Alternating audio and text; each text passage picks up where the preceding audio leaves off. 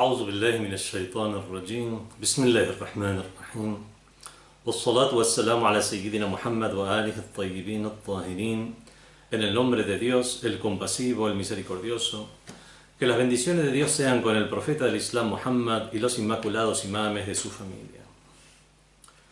En esta sexta clase del tafsir, la exégesis del Sagrado Corán y sus métodos, hablaremos acerca del lenguaje del Sagrado Corán.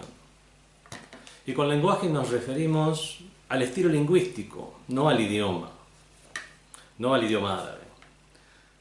El estilo lingüístico del Sagrado Corán es un tema que ha sido abordado por los diferentes comentadores del Sagrado Corán a lo largo de los tiempos, pero tal vez no de una manera precisa, tal vez no usando la terminología que se usa hoy en día, pero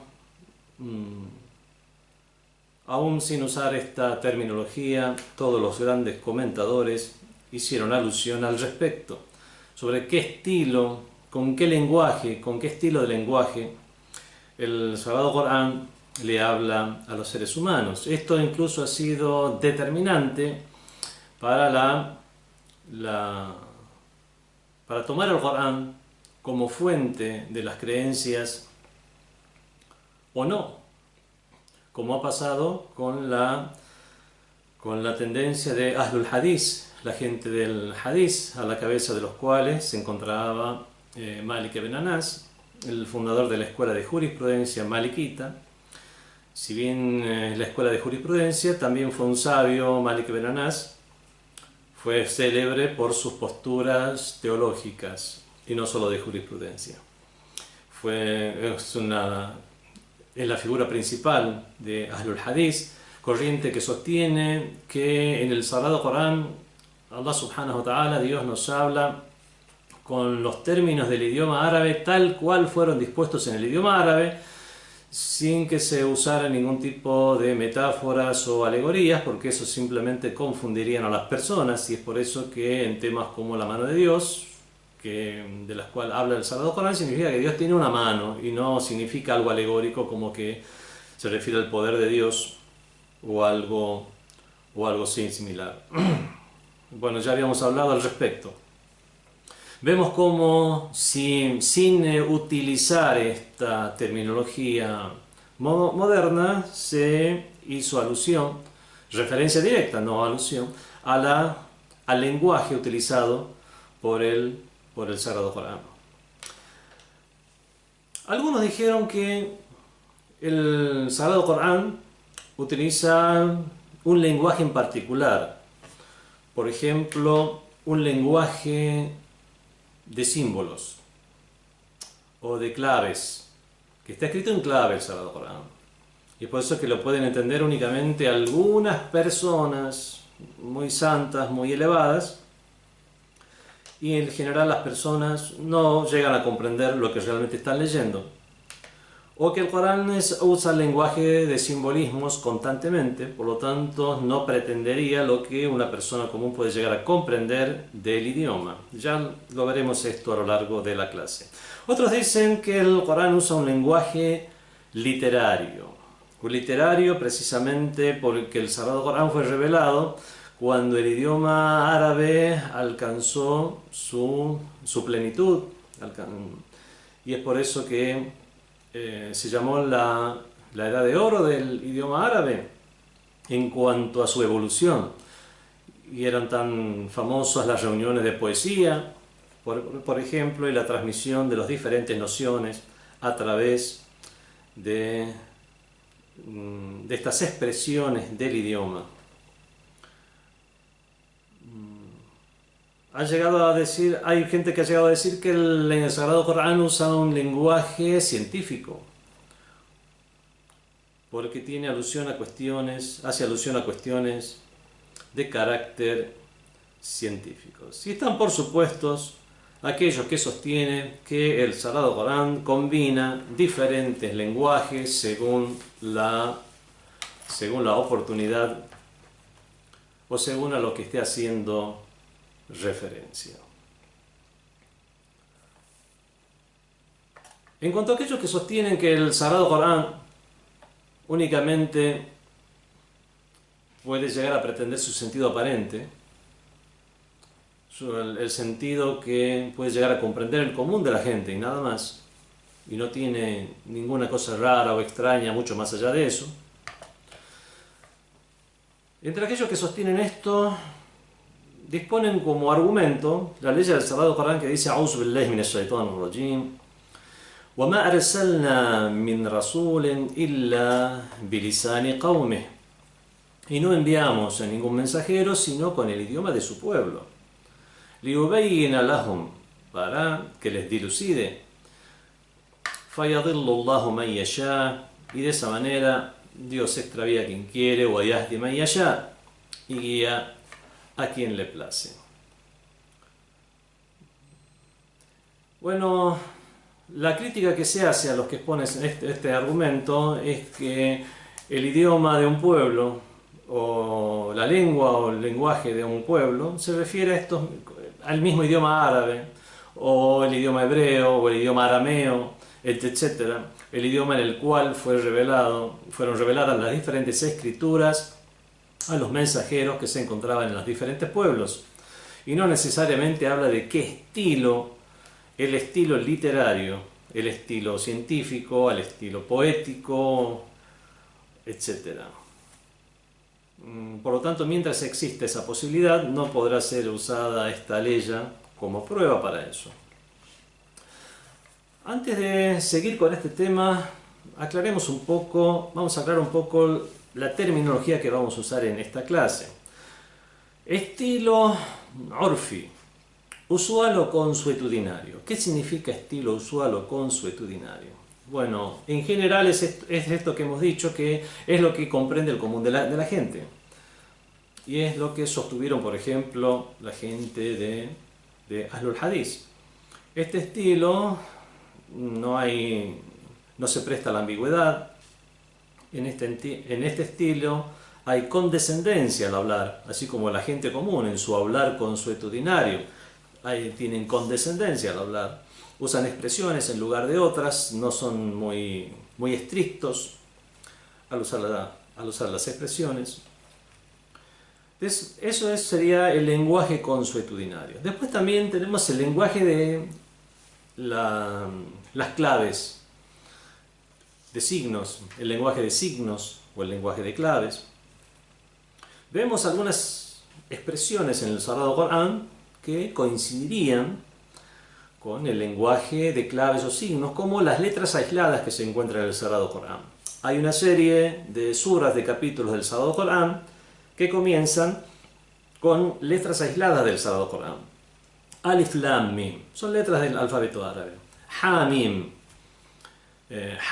Ain, Sin, Qaf, como comienza la sura, una de las suras del Sagrado Corán, la sura 42, la sura Maryam, la sura de María, la 19, comienza Kaf, Ha, Ya, Ain, Sad. Son letras del idioma árabe. El significado de estas letras, bueno, los exégetas del Sagrado Corán han dado muchos significados para estas letras, pero es evidente que es algo que no comprende las personas de una manera directa, y el común de las personas directamente no las comprenden, e incluso aquellos sabios que dicen que las comprenden se pelean o discuten sobre su significado. Otras de lo que dicen aquellos que sostienen que el Sagrado Corán está escrito en lenguaje de clave. Por ejemplo, hay algunas corrientes, como los ismaelitas, que le dan un sentido a cada palabra diferente al cual le fue dispuesta en el idioma.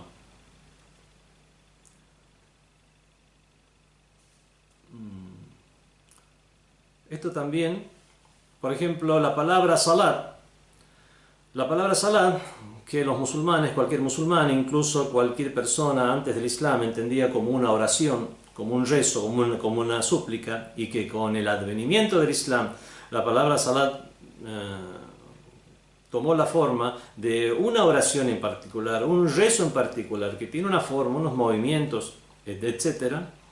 Cualquier musulmán comprende lo que es el salat, lo que es el rezo, pero hay algunas corrientes esotéricas que le dan el significado de la palabra veraz y la palabra benévola. Cada vez que en el Sagrado Corán se usa la palabra salat, en realidad lo que quiere decir se refiere a la palabra veraz y benévola. Lo mismo zakat, que es el gravamen obligatorio religioso, en lugar de esta limosna, lo comprenden estas personas que le dan un significado esotérico a estas palabras particulares del Islam y del Sagrado Corán, como que el zakat es proteger a los hermanos. El saum, el ayuno, en lugar de ayuno, consideran que saum es dejar la adoración de los ídolos. Eso sería el ayuno realmente. O el hajj, que inicialmente tiene el sentido de visita. Sería lo mismo, antes del Islam era lo mismo decir hajj que decir ziyara, visita o visita. Pero la palabra hajj es la visita a la casa de Dios en tiempos determinados para realizar un ritual en particular. Bueno, eso es el hajj, la peregrinación a la Meca. Pero estas personas que le dan un carácter esotérico o sentido esotérico a cada una de estas palabras, dicen que el hajj, por ejemplo, es dejar lo malo e ir hacia lo bueno. Vemos que encuentran en cada palabra que está en el Sagrado Corán, o cada una de estas nociones, en realidad están en clave y que hay que entenderlas de alguna manera. Ese es el lenguaje de las claves. También está el lenguaje o el estilo simbólico. Hay quienes sostienen que el Sagrado Corán y la religión en general está cargada de simbolismos, donde las delicias del paraíso en realidad se han explicado de esta manera porque es la única manera que puede llegar a comprenderlo el ser humano, puesto que no puede llegar a hacerse una idea de algo que no pueden captar sus sentidos.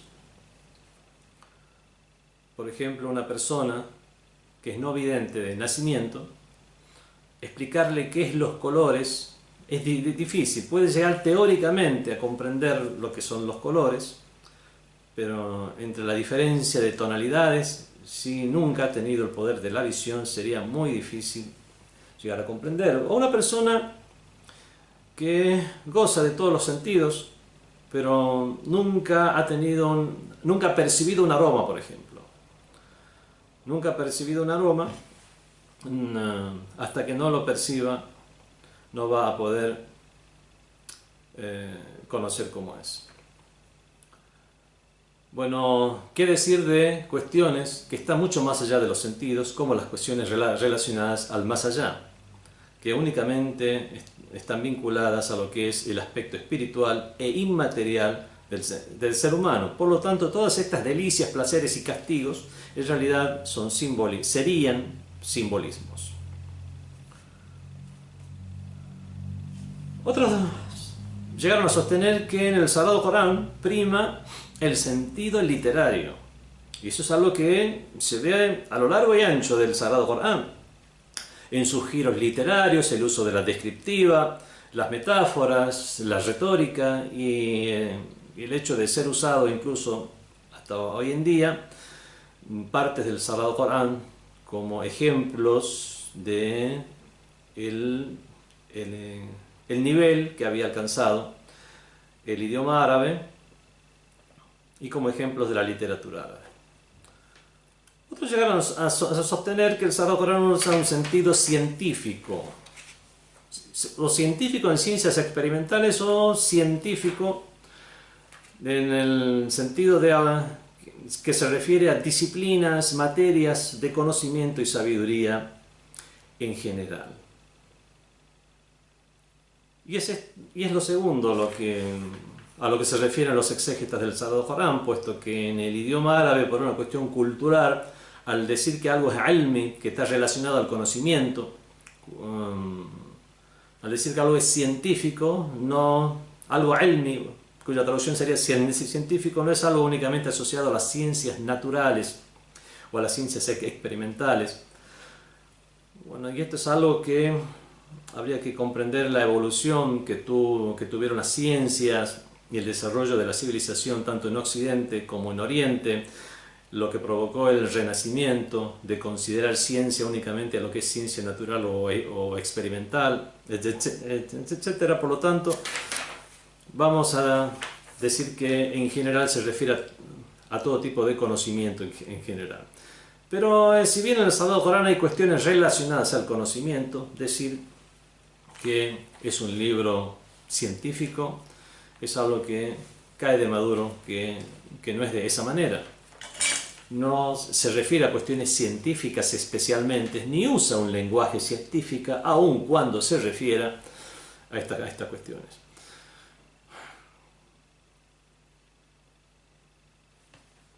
Bueno, y así también tenemos el estilo de la representación.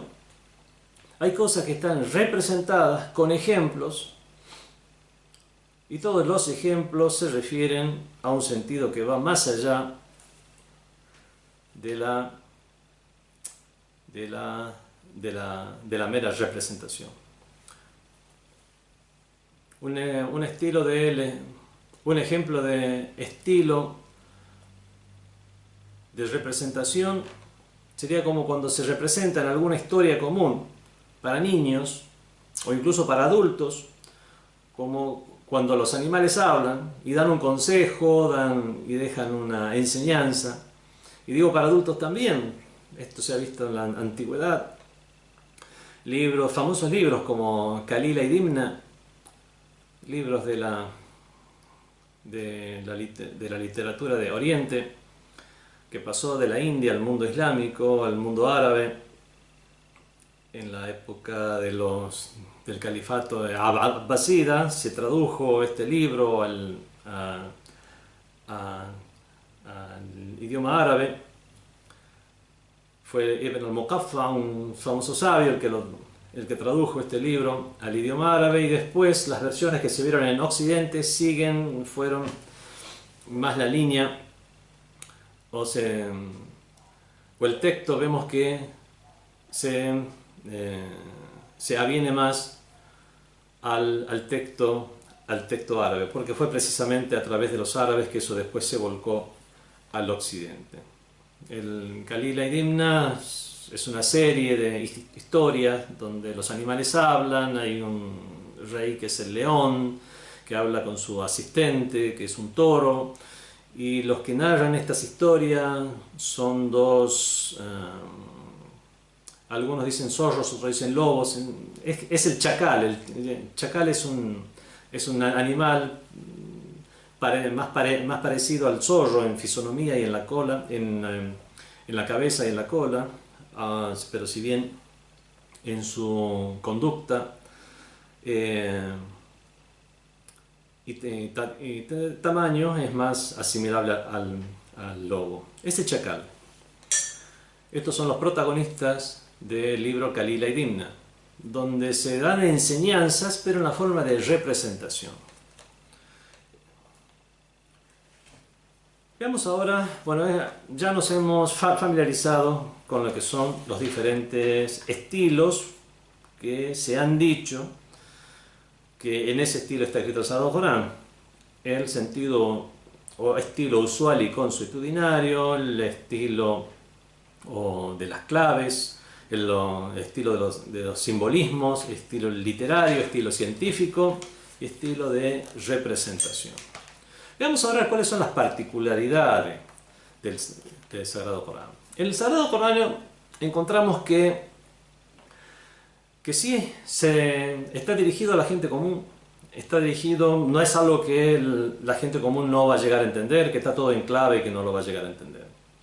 Si bien encontramos situaciones o casos como las letras aisladas del Sagrado Corán, son cuestiones muy puntuales, si no es la única cuestión que podemos decir que se encuentra de esta manera. Pero en general, las personas leen el Sagrado Corán, se aprovechan del mismo.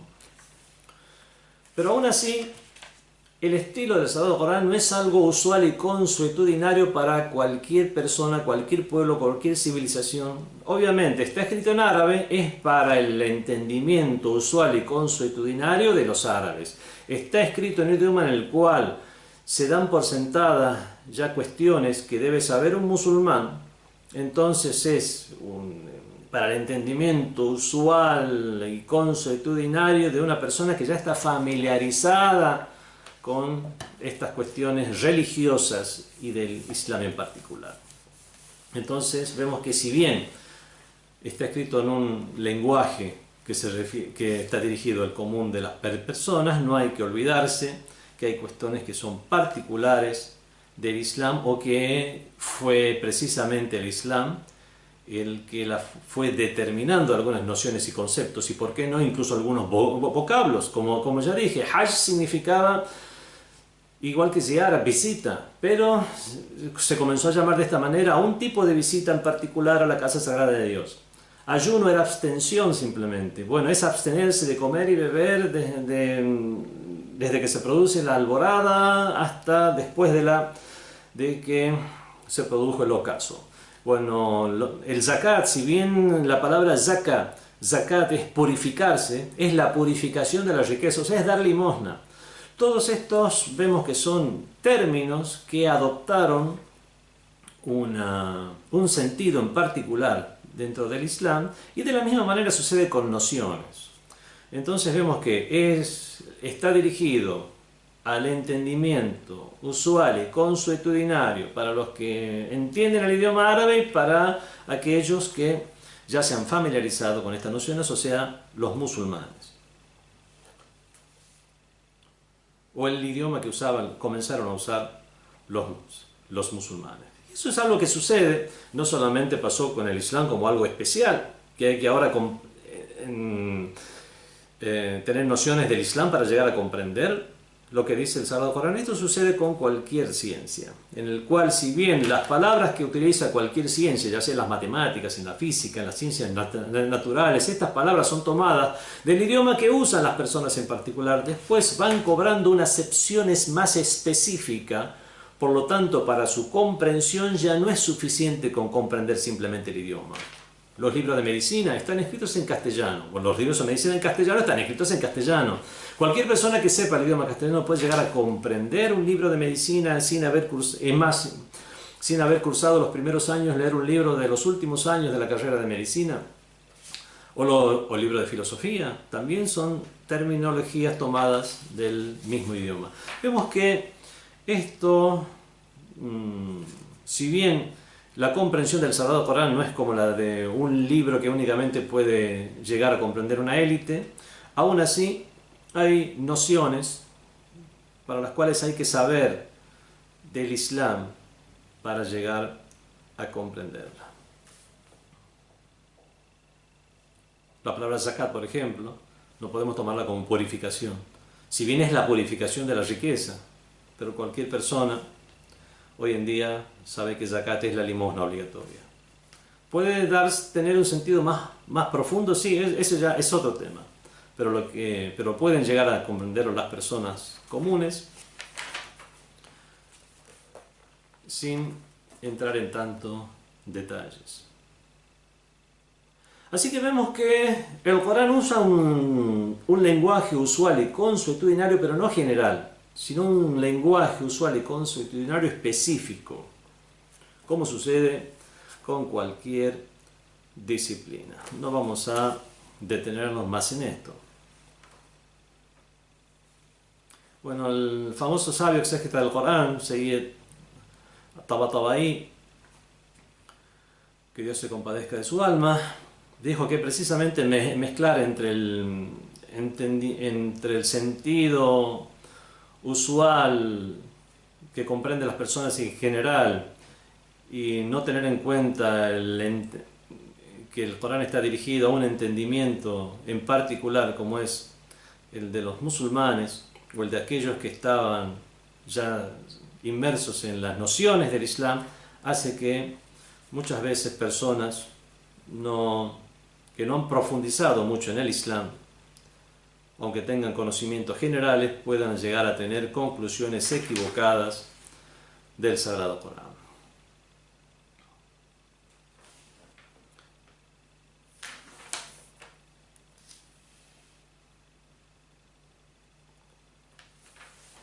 Bueno, el lenguaje del Sagrado Corán, bueno, y esto puede suceder no solamente con lo que es el estilo, es un análisis que no solo se hace para llegar a comprender cómo, si bien el Sagrado Corán usa un estilo urfi, o sea, usual y consuetudinario, es con las salvedades del caso, como ya lo hemos explicado. Lo mismo sucede con los estilos literarios que encontramos en el Sagrado Corán, pero no significa que el Sagrado Corán, si bien usa los estilos literarios como los comprenden aquellos versados en el idioma árabe, no es un libro sobre literatura.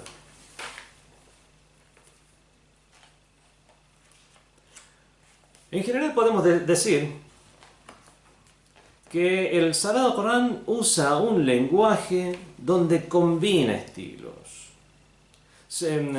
Combina estilos y métodos de explicación.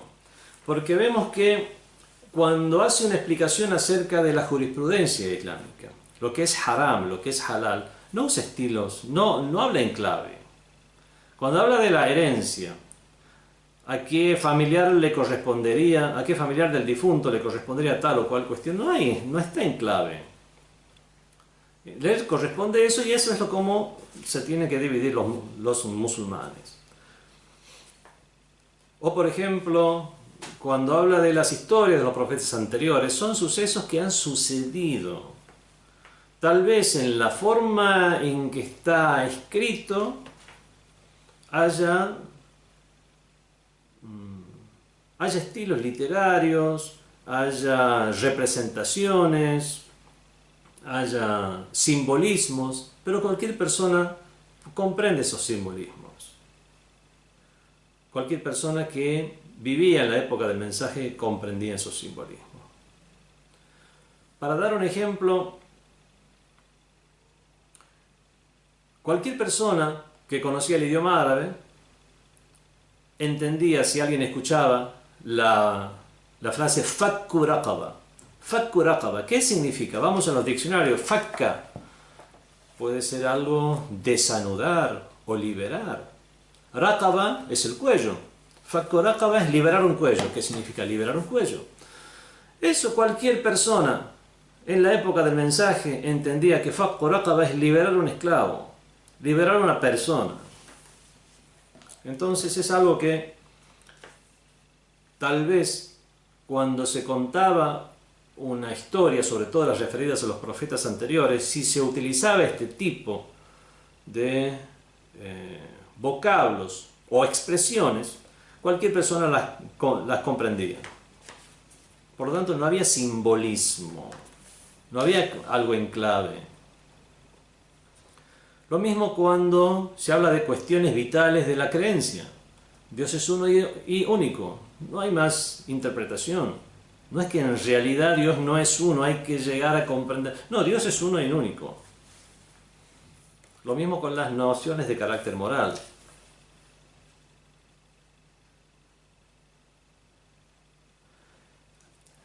A este respecto, dijo el Imam Khomeini, rahmatullah alayh, en el Corán, en el Sagrado Corán, aquello que más era beneficioso, que más es beneficioso para la gente en general, está expresado en lenguaje consuetudinario. Y aquello de lo cual pueden valerse algunas personas en particular, algunas personas que se han dedicado a la adoración, algunas personas que se han dedicado a la compenetración con el más allá, con el Creador. Bueno, para estas personas se ha usado más un lenguaje más especial. Entonces vemos que el Sagrado Corán usa los diferentes estilos según las circunstancias.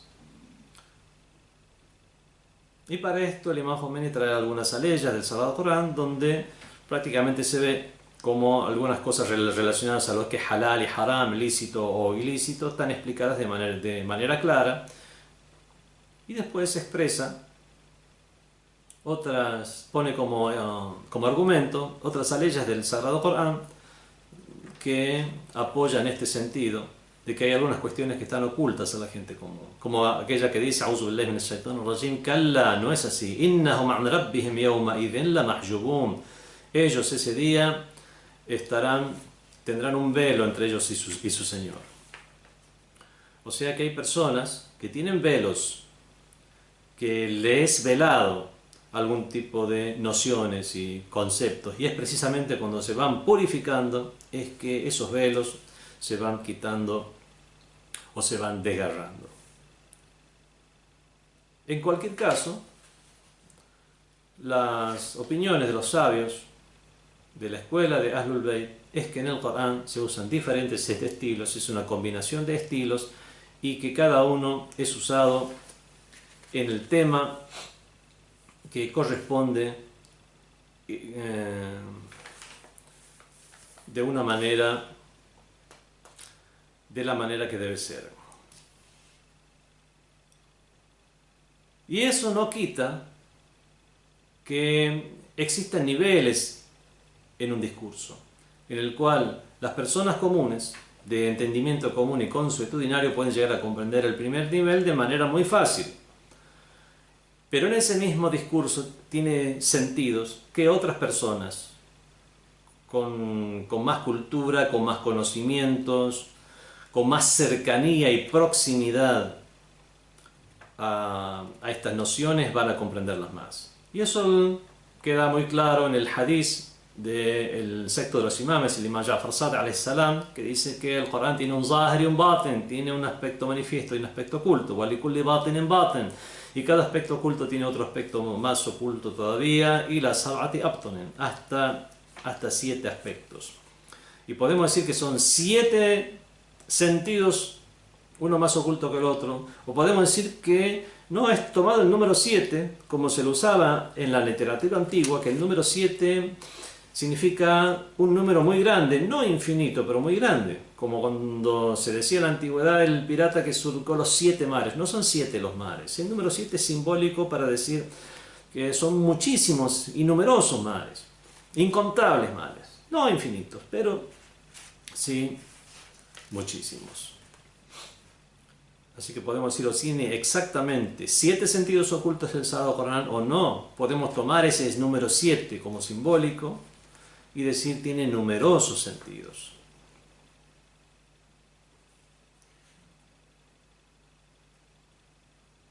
Hay otros usos que, entran en discusión en los sabios. Si por ejemplo en estas mismas historias del Sagrado Corán son historias de los profetas, no son simbólicas, es algo que sucedió, aconteció, pero en la forma que está evidenciado se puede haber una condescendencia que no es oculta para el interlocutor.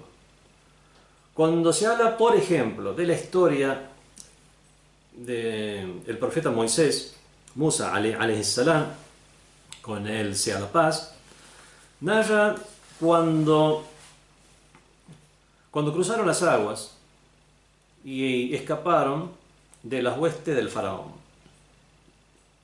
El Sagrado Corán lo relata esto de la siguiente manera: وَجَاوَزْنَا بَنِي إِسْرَائِيلَ الْبَحْرَ, e hicimos atravesar a los hijos de Israel el mar. فَأَتْبَعَهُمْ فِرْعَوْنُ, y les siguió el faraón, وَجُنُودُهُ, y su ejército, بَغْيًا وَعُدْوًا, siendo inicuo y de manera hostil, حتى إذا أدركه الغرق, hasta que cuando le alcanzó, cuando comenzó a ahogarse, قال, dijo, آمنت, he creído, tengo fe, أنه لا إله إلا الذي آمنت به بنو إسرائيل, doy testimonio de que no hay más divinidad que aquella en la que creyeron los hijos de Israel. وأنا من المسلمين, y yo me someto a ello.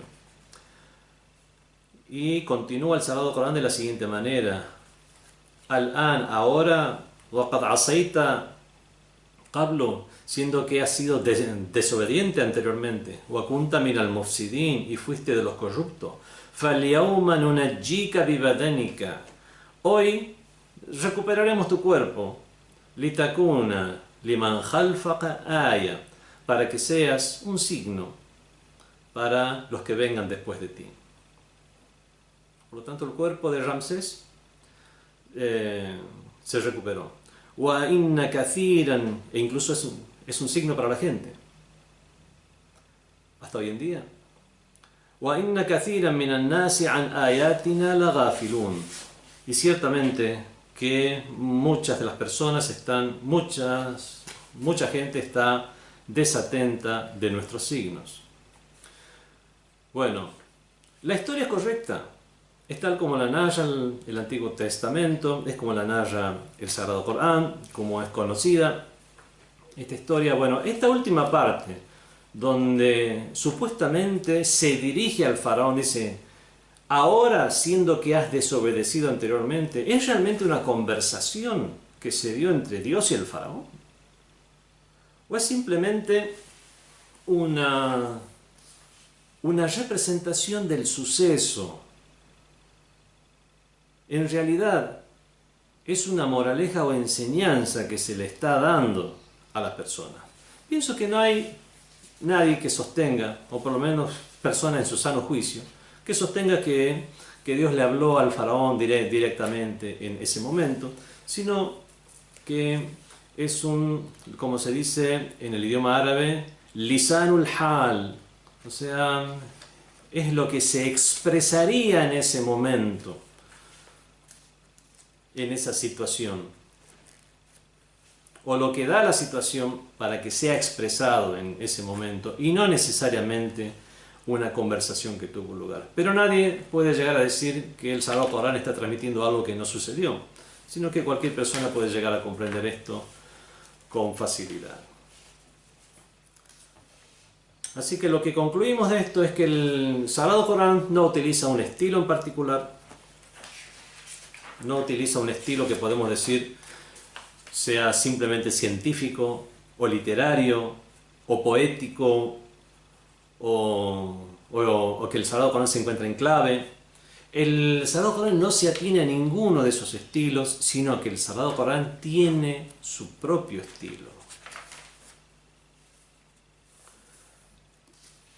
que es una combinación en todo caso de muchos otros estilos, porque se encuentran dentro del Sagrado Corán, y que el Sagrado Corán, sus nociones tienen capas, donde hay una capa donde podemos comprender la noción aparente, que es la primera capa, y después hay otras capas donde hay sentidos más ocultos. Y esto lo podemos entender también de las palabras del Imam Ali alayhi salam, que nos dice: "Dhalika al-Qur'an, tenéis al Corán, fastantiquh, hacedlo hablar, wala yantiq, siendo que no habla, walakin ukhbirukum an, yo os informaré sobre él. La yantiqu bilisanin, no habla con una lengua, wala budda lahu min tarjuman, necesita alguien que se exprese por él, wa innama yantiqu anhu ar-rijal, sino que son las personas que hablan por él". Bueno, aquí se refiere a una cuestión muy particular el Imam Ali. Si bien es una frase que nos sirve en general, en particular se refería a personas que usaban mal el Corán, como la secta de los jariyitas, que se levantaron en contra del Imam Ali alayhi salam, se levantaron con la consigna de que Imam Ali, tanto el Imam Ali como los califas anteriores, se hicieron mal en disponerse como califas, o sea, disponerse como personas que tengan algún tipo de gobierno por sobre las demás personas, siendo que el Sagrado Corán dice: "La hukma illa lillah", no hay gobierno más que el de Dios. "In el hukmu illa lillah". In aquí significa laysa, significa no.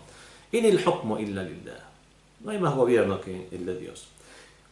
El mismo Imam Ali dice: "Es verdad, no hay más gobierno que el de Dios, pero son personas las que deben hacer que el gobierno de Dios en la tierra tenga lugar. Y es ese gobierno de Dios se va a dar en la tierra a través de las personas". Lo más irónico es que los mismos jariyitas, después de esto, dispusieron a una persona entre ellos como que nos dirigiera y diera órdenes. Vemos que es algo realmente era muy obvio y absurdo lo que estaban planteando era prácticamente buscar una excusa en comprender el Corán.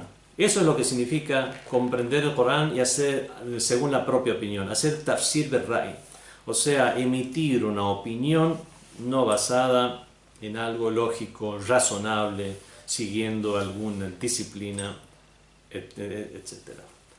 Bueno, con esto terminamos el tema del estilo, el estilo lingüístico del Sagrado Corán.